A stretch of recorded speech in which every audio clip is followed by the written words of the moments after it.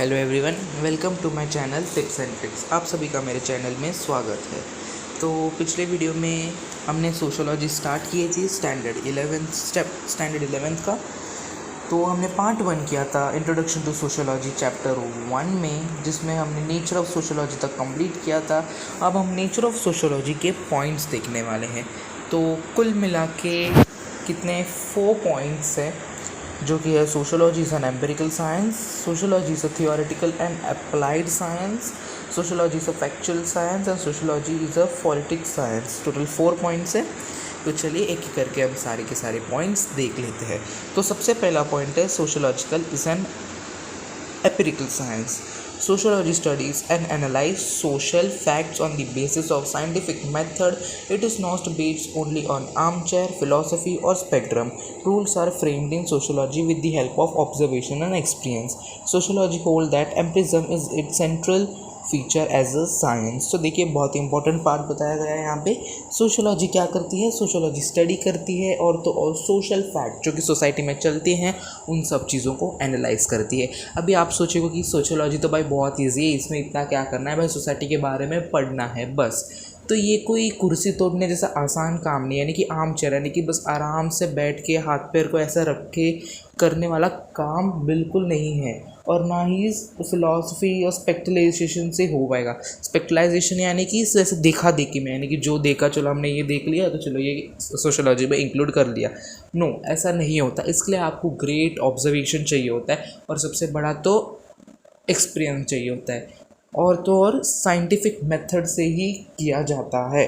तो भाई ये होती है sociology in an empirical science. अब एम्पिरिसिज्म मतलब empiricism is the philosophical doctrine that all human knowledge is derive from experience. Empiricism hold that knowledge is based on actual experience of the researchers. अभी जो हमारा जो human knowledge है, जो कि हम हमारे एक्सपीरियंस से डिराइव करते हैं। फॉर एग्जांपल, हम यहाँ पे गए थे, आज हम फूलों के बाग में गए थे, बगीचे में गए थे, तो हमें फूलों के बारे में कई सारी इन्फॉर्मेशन मिले, उनके बारे में सब कुछ हमें पता चला। इससे क्या हुआ? हमारी नॉलेज बढ़ी। क्या हुआ? हमने ये चीज़ जाके हमने एक्सपीरियंस किया कि भाई कैसे होता है, और हमारी नॉलेज बढ़ गई। सो एक्सपीरियंस इज़ बहुत important. So next point is sociology is a theoretical and applied science. There is a systematic development and formation of sociology theory. Verification of already existing theories and formulating of new theory is a constant process in sociology.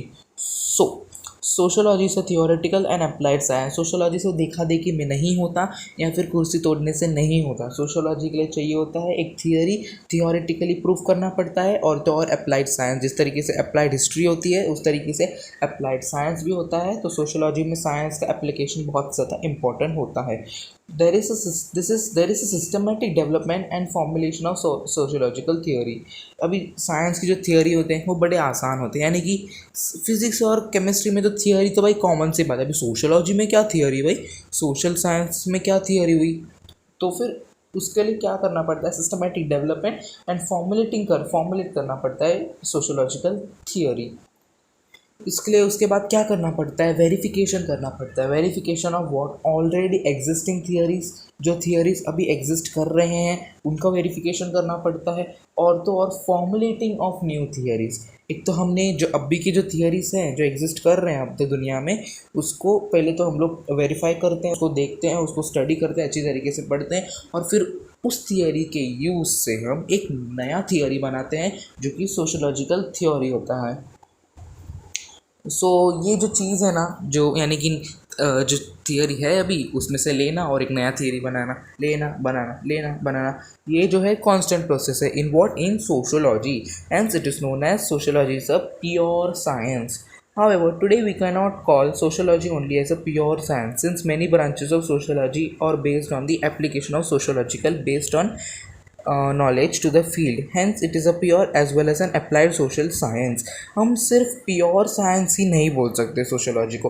क्यों नहीं बोल सकते? क्योंकि अभी sociology में भी कई सारे ब्रांचेस आ चुके हैं। जैसे कि अभी साइंस बोलेगा तो क्या होता है, सिर्फ पहले कैसे साइंस बोला तो साइंस, लेकिन अभी साइंस के किस तरीके से ब्रांचेस है, यानी कि साइंस के ब्रांच तो पहले से थे, जैसे कि फिजिक्स है, जूलॉजी है, बॉटनी है, केमिस्ट्री है, बायोलॉजी है, बहुत सारे हैं और भी बहुत सारे हैं, फार्मेसी, ये सब मेडिकल, ये सब बहुत सारे साइंस के अलग अलग ब्रांच है। उसी तरीके से सोशोलॉजी के भी कई सारे ब्रांच है। तो सिर्फ सोशोलॉजी को भी प्योर साइंस बोलना काफ़ी नहीं है, तो इसलिए उसको अप्लाइड साइंस बोलते हैं। तो प्लीज़ ये आप याद रखिए। Sociology is a factual science. Third point देखिए, the aim of sociology is to find out the reality of society. Sociology understands society as it is. It confines what is and not what should be or what ought to be. Example, sociology studies the constructive part and destructive element in society, moral and immoral, organized and deorganized aspects of society. So the aim of sociology is to find the reality of society, यानी कि जो society में चल रही है, society की जो reality है उसको फाइंड करना क्या होती है, सोशोलॉजी की असली एम होती है। अब सोशोलॉजी कैसे फाइंड करती है? सोशोलॉजी जो है एज इट इज़, एकदम जैसा है वैसा ही सब कुछ देती है, वैसा ही सब कुछ लिखती है। जो कन्फेशन निकलवाने के लिए पहले कैसे कैसे क्वेश्चंस बनाए जाते हैं, यानी कि व्हाट इज़, सोसाइटी में कुछ तो होगा, तो ये क्या है, व्हाट इज़ दिस, और व्हाट शुड बी। अगर सोसाइटी में ऐसा है तो इसका प्रूफ, जो डेवलपमेंट का जो ये हल है वो किस तरीके का होना चाहिए, व्हाट शुड बी। ये सारे क्वेश्चंस को नज़र रखते हुए जो है सोशोलॉजी की स्टडीज़ की जाती है। सोशोलॉजी और भी बहुत कुछ स्टडी करती है, जो कि है constructive part and destructive part of the society. Society एक ऐसी चीज़ है जिसमें दोनों चीज़ें होती है, कुछ तो होती है कंस्ट्रक्टिव पार्ट और कुछ होती है डिस्ट्रक्टिव पार्ट। अभी कंस्ट्रक्टिव में जो कुछ लोग होते हैं जो कि डेवलपमेंट के बारे में सोचते हैं, वो क्या कर रहे हैं, वो कंस्ट्रक्शन कर रहे हैं। लेकिन कुछ लोग होते हैं जो कि सिर्फ अपना फ़ायदा के बारे में सोचते हैं, गलत गलत काम करते हैं और सोसाइटी का नाम ख़राब करते हैं, जिसे कहते हैं डिस्ट्रक्टिव पार्ट। और भी बहुत होते हैं moral and immoral, organised and disorganised aspects of society.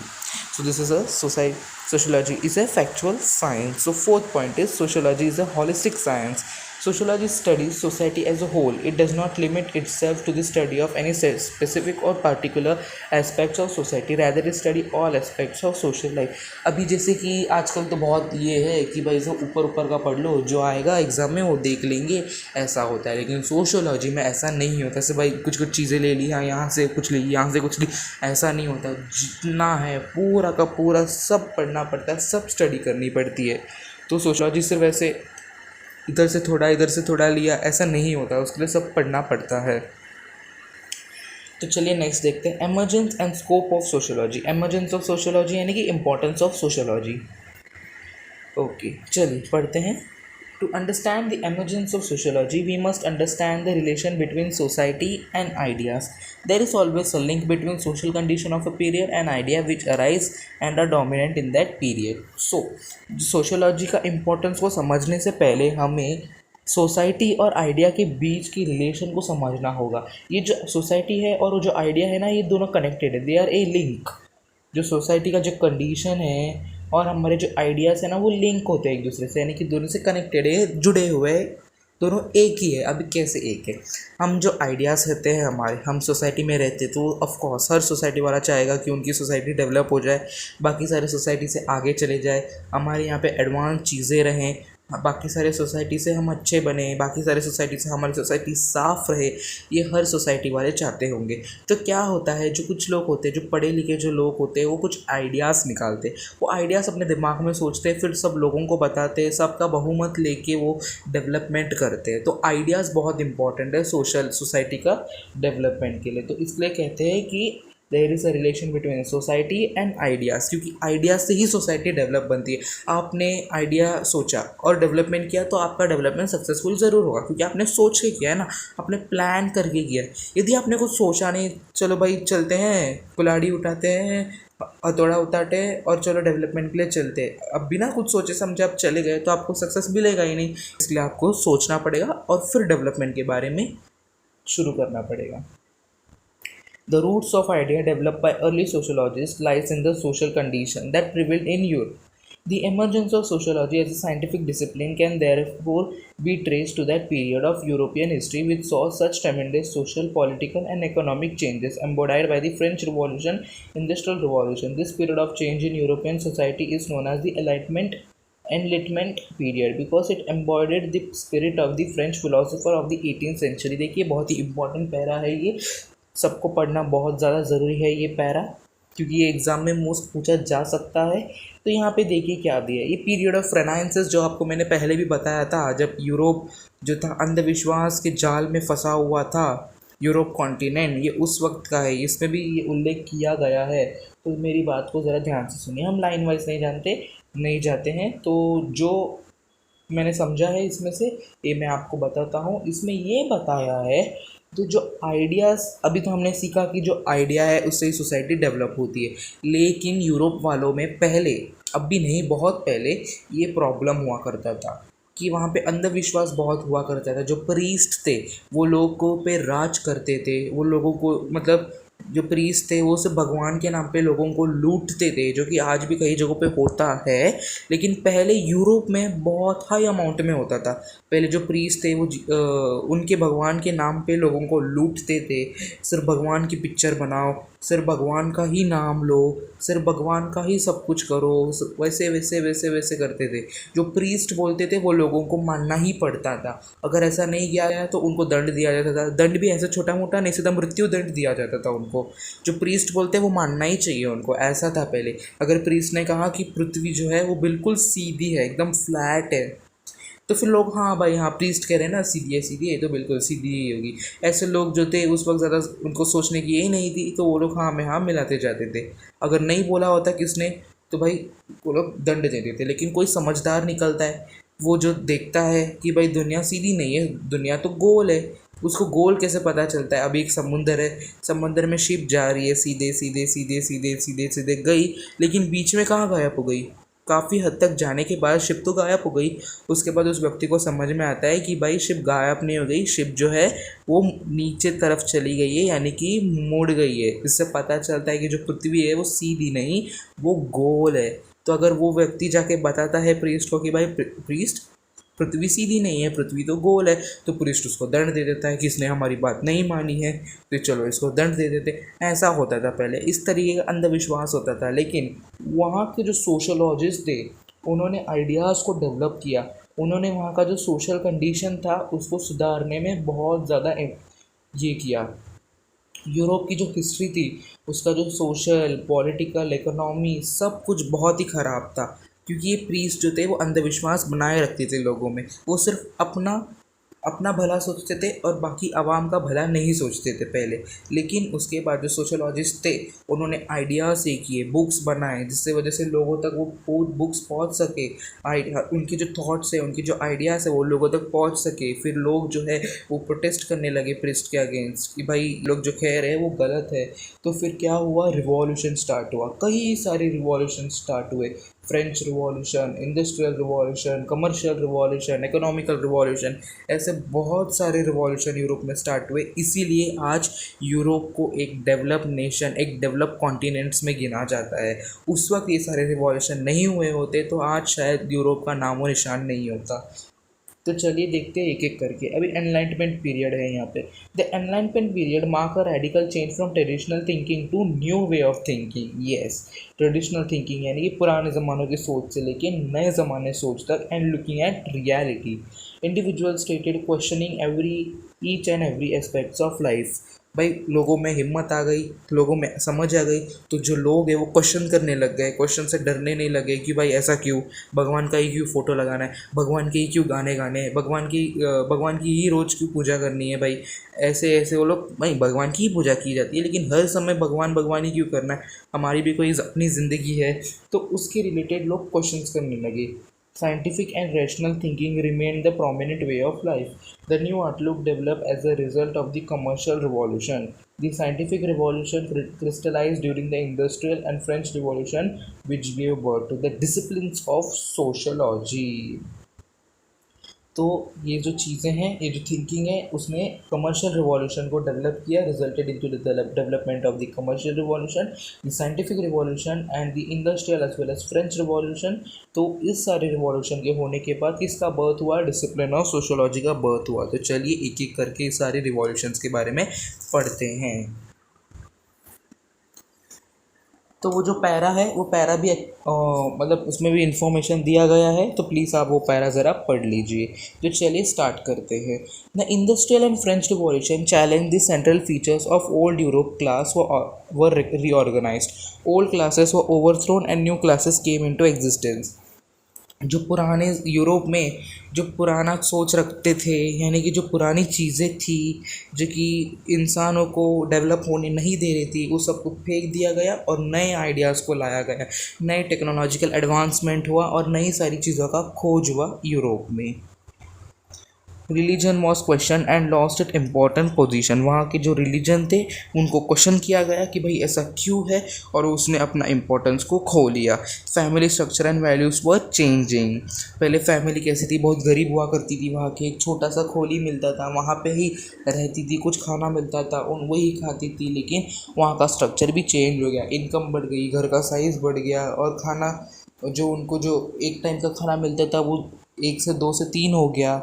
The position of women also started changing. भाई तब तो जो प्रीस्ट तो मर्दों को नहीं छोड़ते थे, तो वो औरतों को क्या ही छोड़ेंगे, औरतों को तो फिर उससे ज़्यादा सुलूक किया जाता था। लेकिन उसके बाद वुमेन को भी बहुत सारे राइट्स मिलने लग गए। Monarchy was overthrown and democracy was introduced. Monarchy को फेंक दिया गया, मोनार्ची को मतलब ये किया गया, ख़त्म किया गया, और डेमोक्रेसी को लाया गया। Religion, community power, wealth, and the concept of society took a new form.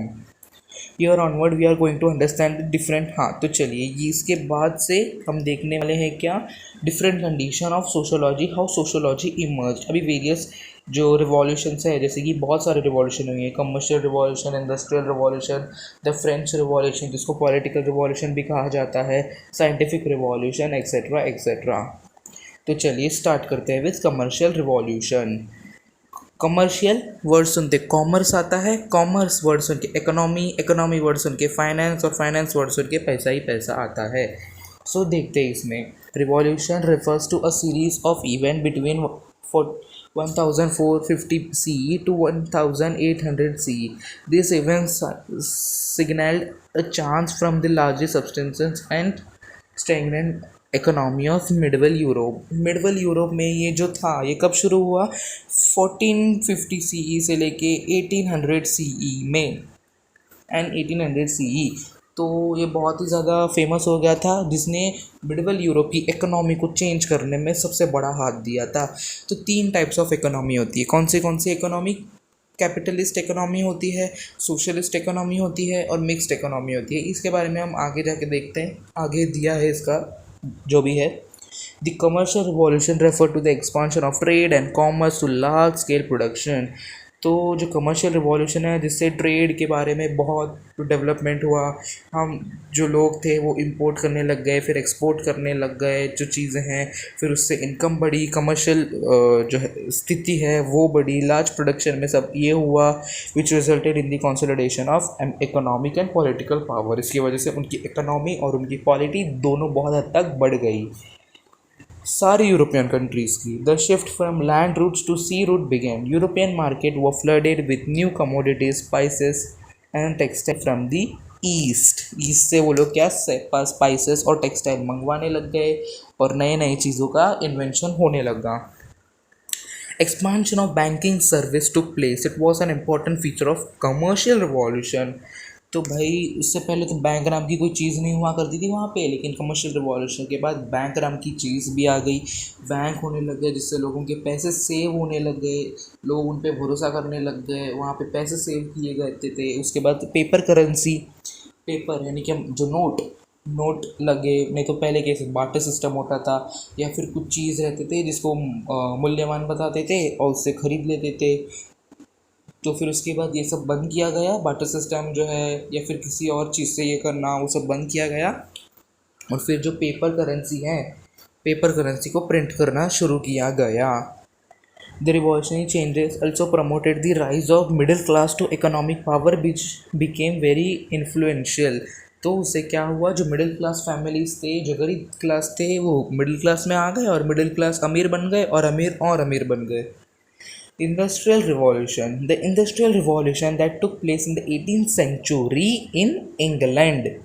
brought about great changes in the social and economic life of the people. क्या चेंज हुआ in social and economic life of the people, first in England, then in other countries of Europe and later in other continents also. See, the industrial revolution was not a single event.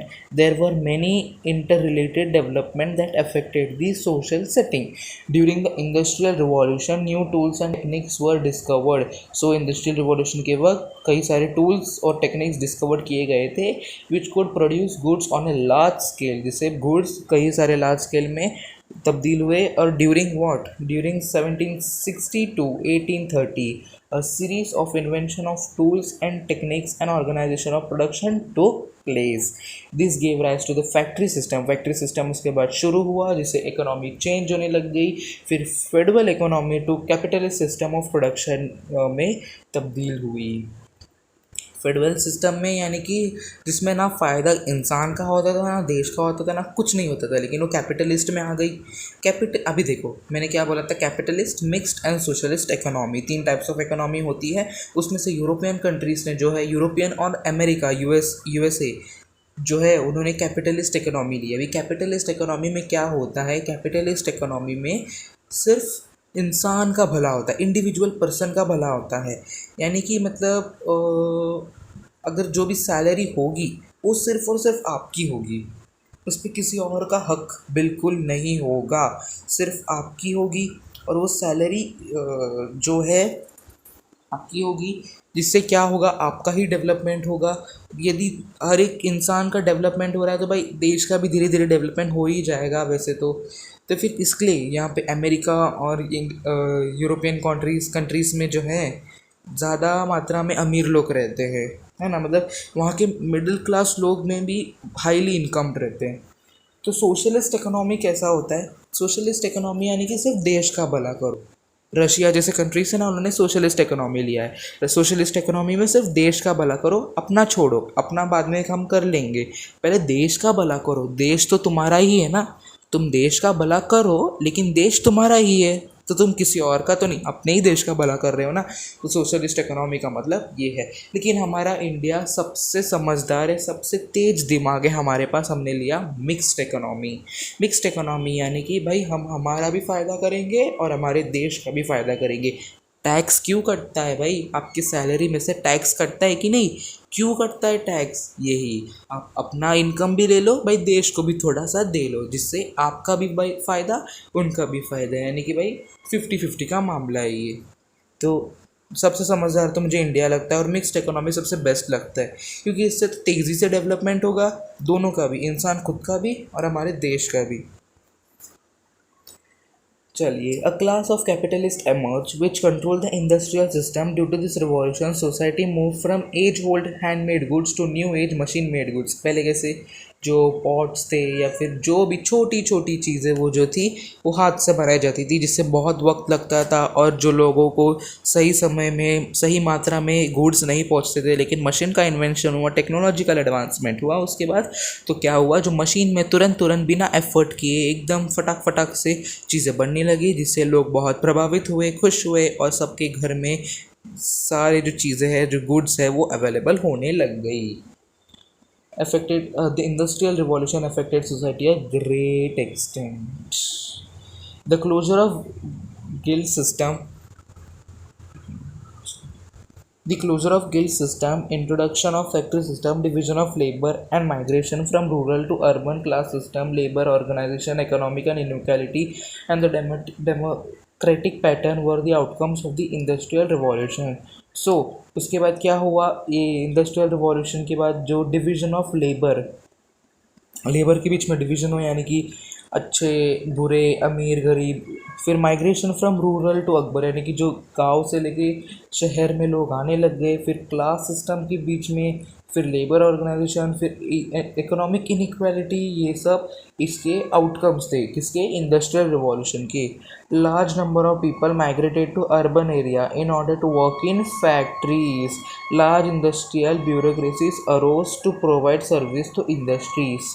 and to the emerging capitalist economy system. In this economy, the ideal was a free marketplace where many products of the industrial system could be exchanged. The Industrial Revolution, capitalism, and the reaction against them led to an enormous upheaval in Western society. सो क्या दिया है यहाँ पे, जो बहुत सारे people जो है इस फ़ायदे का मौका, ये जो फ़ायदा है, जो रिवॉल्यूशन है, इसका फ़ायदा उठाने के लिए लोग गांव से कहाँ शहर में डिवाइड होने लग गए, शहर में जाने लग गए, जिससे कैपिटलिस्ट इकोनॉमी सिस्टम थी उनकी, तो उनका अपना अपना फ़ायदा होता था, जिससे इकोनॉमी बहुत बड़ी और मार्केट बढ़ने लग गए, जो मार्केट के प्लेस है वो बढ़ने लगे, और जो इंडस्ट्रियल सिस्टम कुड भी एक्सचेंज, जो प्रोडक्ट्स है वो एक्सचेंज होने लग गए, यानी कि इम्पोर्ट एक्सपोर्ट बढ़ने लगा, जिससे देश की इकोनॉमी काफ़ी हद तक बढ़ गई. The significant themes of this revolution were concerned. The early sociologists were the condition of worker, the transformation of property and urbanization. तो चलिए थर्ड वाला देखते हैं, the French or the political revolution. The long series of political revolutions started by the French Revolution in 1789 were the immediate factors. So ये 1789 में French Revolution से चालू हुआ. Immediate factors in the emergence of sociology. Most writers during this period were distributed by the disorder and chaos in society, particularly in French society. जो French revolution था वो 1789 में start हुआ. तो ये जो फ्रेंच रिवॉल्यूशन में क्या हुआ था, जो ह्यूमन की हिस्ट्री थी वो बहुत स्ट्रगल से भरी थी. फ्रीडम, इक्वालिटी, इसका बहुत सारे चोचले थे. It put an end to the age of federalism, यानी कि सारे नाइंसाफ़ी, अन्याय, ये सब बंद हुए, इनइक्वालिटी बंद हुए, कैद रखना, जो फ्रीडम ले लेना किसी का, ये सब कुछ बंद हुआ. उसके बाद फ्रेंच रिवॉल्यूशन के बाद introduce a new order of society. This revolution bought about far reaching changes not only in Europe society but also all over Europe, यानी कि सिर्फ फ्रेंच सोसाइटी में नहीं बल्कि यूरोप में भी होता था. Other countries like India were also influenced by ideas generating during the revolution. जो इंडिया ने भी ये रिवॉल्यूशन को अपनाया. क्या revolution? French revolution. Ideas like liberty, fraternity and equality. आप अगर प्रियम्बल को ध्यान से पढ़ोगे तो ये तीनों वर्ड के साथ साथ इक्वालिटी, ये जो तीनों वर्ड्स हैं, ये तीनों वर्ड्स आपको मिलेंगे.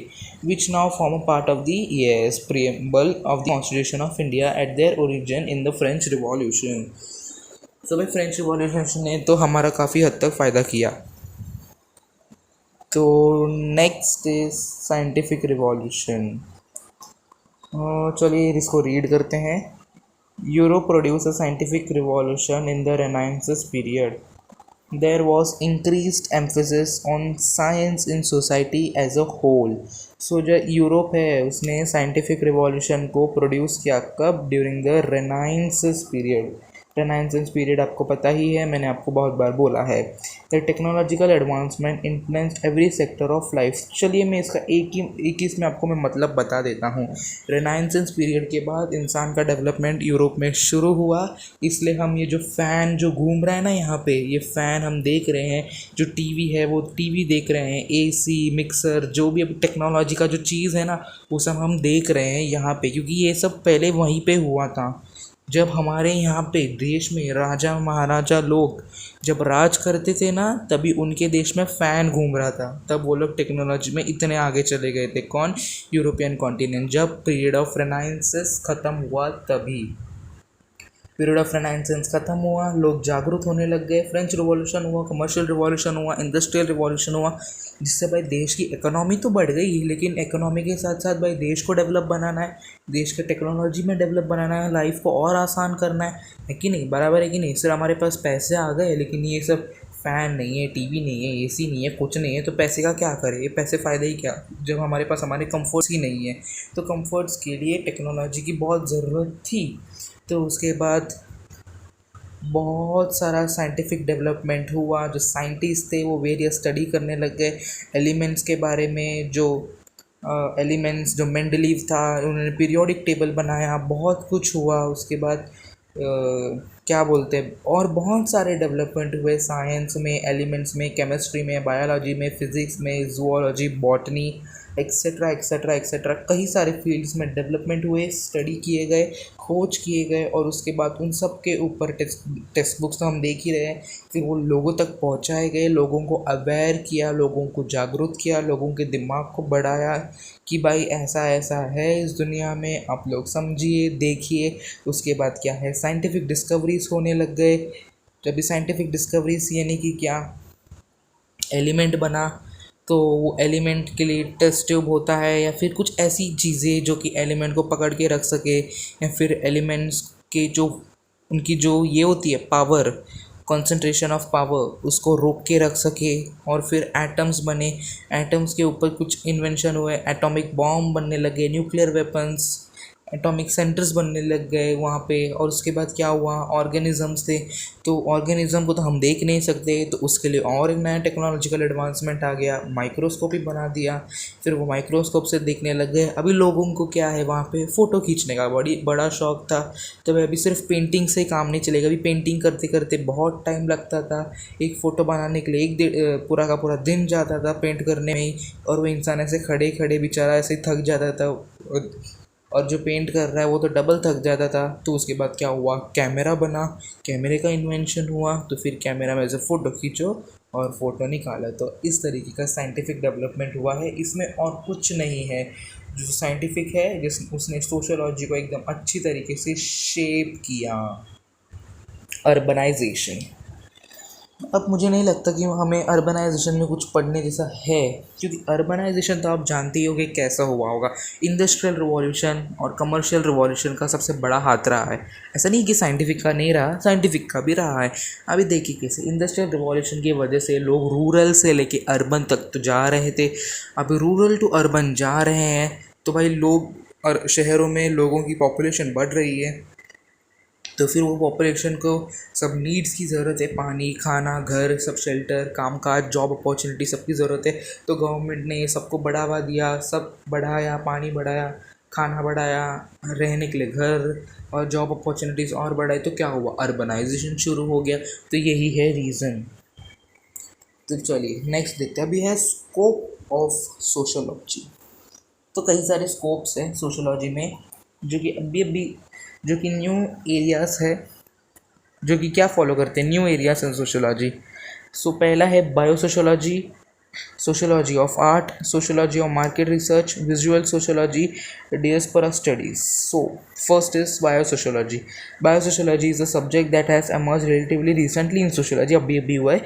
Researchers in this area use a variety of sociological methodology to study the role of biology in human social life. जो ह्यूमन का जो सोशल लाइफ होता है उसमें बायोलॉजी तो होती है, तो उसको स्टडी करने वाला होता है बायोसोशोलॉजिस्ट, और उस पढ़ाई को बोलते हैं बायोसोशोलॉजी।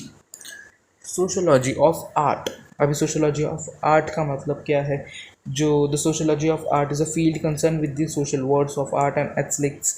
जो हम सोसाइटी में जो कार्यक्रम होते हैं, यानी कि म्यूज़िक हो, डांस हो, उसके के बारे में जब पढ़ाई होती है, जो स्टडी होती है उस फील्ड में, and production and consumption of art, उसको बोलते हैं sociology of art. Sociology of market research. This is an applied field which connect marketing and sociological strategies to understand the market in a meaningful way. It incorporates theoretical knowledge of sociology in marketing, segmental division of customer need analysis, etcetera. तो ये market research, market यानी कि भाई market की जो value है, ऊपर है, डाउन है, जो सोसाइटी में उसका इफ़ेक्ट क्या पड़ रहा है, theoretical knowledge of sociology in marketing needs analysis जो है ये मार्केट रिसर्च वाले करते हैं। Visual sociology is an area of sociology concern with the visual dimension of social life. Visual sociology aims to normalise the use of visual imagery as a valid and relevant type of data for sociological research. Yes. Diaspora studies. Diaspora studies is a new interdisciplinary area that has emerged in sociology. अभी भी ये भी बहुत नया है। It deals with the study of migration, culture, literary, social, demographic, anthropological, political, economy, impact and international relation। अभी देखो कोई व्यक्ति नया नया आया है आपकी सोसाइटी में, जो कि माइग्रेट होकर आया, यानी कि गांव से अभी यहाँ पे आपकी सोसाइटी में रहने के लिए आया है कामकाज के लिए, तो भाई उसको अभी हमारा जो कल्चर है यहाँ का, यहाँ की जो लिटरेसी है, यहाँ का जो पानी है, खाना है, पॉलिटिक्स है, यहाँ का जो एरिया का इकोनॉमी है यहाँ का, उस पर बेचारे में क्या इम्पैक्ट पड़ता है। जो इंटरनेशनल रिलेशंस है यहाँ पे, यानी कि इस एरिया में भाई फॉरेन का जो बहुत एक्सचेंज होता है, इंपोर्ट एक्सपोर्ट यहाँ पे होता है, तो इकोनॉमी यहाँ की बहुत हाई है। तो इस पे इस बंदे का क्या रिएक्शन होगा, क्या चीज़ होगी, ये सारी चीज़ों को स्टडी किया जाता है। डिस्पोरा का मतलब जो है वो आप लोग वहाँ पे दिया गया है, पढ़ सकते हैं। फिल्म स्टडीज़ भी हैं यहाँ पे। फिल्म स्टडीज़ अभी देखिए, जो सोशोलॉजी के रिलेटेड फिल्म कैसे होती हैं, अभी हम अक्षय कुमार जी को देखते हैं जो कि बहुत ही बड़े सुपरस्टार हैं बॉलीवुड के। तो ये सोशल मैसेजेस देने वाली फ़िल्म बनाते हैं। अभी सोशल मैसेजेस जैसे कि टॉयलेट एक प्रेम कथा एक सोशल मैसेज देती है हमें। पैडमैन जो कि एक सोशल मैसेज देती है हमें। ऐसी कई सारी चीज़ें हैं, कई सारी फ़िल्में बनाई हैं उन्होंने जो कि सोसाइटी को गलत सोच को टाल के सही सोच के लिए वो बढ़ावा देती है और सोसाइटी के डेवलपमेंट में रिजल्ट करती है। जो अक्षय कुमार जी की जो फिल्म है ये ऐसी करती है, जो सोसाइटी को डेवलपमेंट में एक हाथ देती है, सोशल मैसेज देती है। तो सोशोलॉजी ये है। तो चलिए नेक्स्ट देखते हैं। Sociology studies society in a scientific manner. तो ये जो डेवलपमेंट स्टडीज़ हैं, कल्चरल स्टडीज़ है, ये भी बिल्कुल सेम ही है। डेवलपमेंट यानी कि भाई डेवलपमेंट होता है जो एरिया में, उसका बारे में स्टडी। Cultural studies same. अब importance of sociology. Sociology studies society in a scientific manner, जो कि मैंने कई बार बोला है। Sociology gives knowledge about the social diversities. Social diversity यानी कि एक ही सोसाइटी में रहने वाले अलग ग्रुप होती है, अलग कम्युनिटी होती है, लोग अलग कल्चर के होते हैं, अलग रिलीजन के होते हैं, लेकिन रहते एक ही सोसाइटी में। भाई कैसे, दैट नॉलेज। सोशोलॉजी डेवलप और scientific approach. Yes, sociology is career oriented. ऐसा नहीं है कि भाई सोशोलॉजी है तो कोई कुछ करियर ऑप्शंस नहीं है इसमें भी करियर ऑप्शंस है भाई। एनजीओज़ के बारे में, communication skills, labour welfare, social securities, ऐसे कई सारे सेक्टर्स हैं यहाँ पे भी। सोल्यूशन टू सोशल प्रॉब्लम, जो सोशल प्रॉब्लम होती हैं, जो डिसऑर्गेनाइजेशन, कास्ट सिस्टम के बीच में जो भी दरारें होती हैं, वो सोशल प्रॉब्लम्स।